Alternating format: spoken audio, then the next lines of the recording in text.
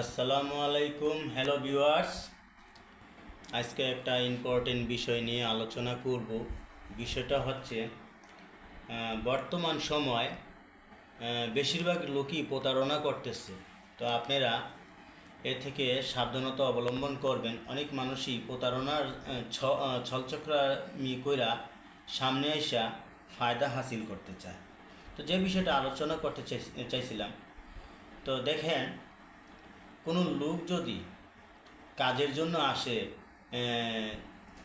ওই পেশাদার লোকের কাছে, যে সে এই কাজটা করাবে, হ্যাঁ, যার কাজ সে আগে তার ফাইনালি তার ব্যাপারটা ভাঙিয়ে নেবে। তো যেগুলো প্রতারক, তারা নিজের ব্যাপার ভাঙে না, তারা করে কি, কাজ করায় নিয়ে তারপর প্রতারণা শুরু করে। তো এই ব্যাপারে আপনারা অ্যালার্ট থাকবেন, কারণ এই সমস্ত প্রতারক এখন জায়গায় জায়গায় অহরহ হচ্ছে, বিভিন্ন জায়গায় অহরহ এই কাজগুলো হচ্ছে। তো আমি আজকে এক জায়গায় কাজ করলাম, তো ওই লোক আমার পিছিয়ে কিছুদিন ঘুরছে।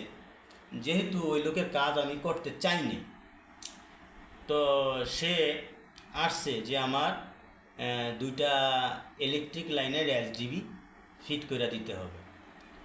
সো হোয়াট, তা আমি তার দুইটা ইলেকট্রিক এসডিবি সেট করবো যে, তো সেই বিষয়টা সে ভাঙে নেয়। কেন ভাঙে নেয়? কারণ সে প্রতারক। কারণ কাজটা তার, সে আগে কোশ্চেন করবে, সে আগে জিজ্ঞাসা করবে যে তোমাকে কত দেওয়া লাগবে, কি খরচ, কি আসে বিষয়।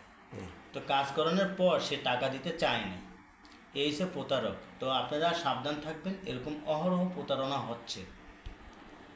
তো আপনারা যেই আসুক, আগে তাকে জিজ্ঞাসা করবেন যে তার ব্যাকগ্রাউন্ড সম্বন্ধে, সে ভালো না খারাপ। যদি লোকটা প্রতারণার সলভ করতে চায়, তাহলে তাকে আগে থেকেই দূরে সরাই দিবেন। কারণ আপনি কাজ করবেন, আপনি ইনকাম করবেন।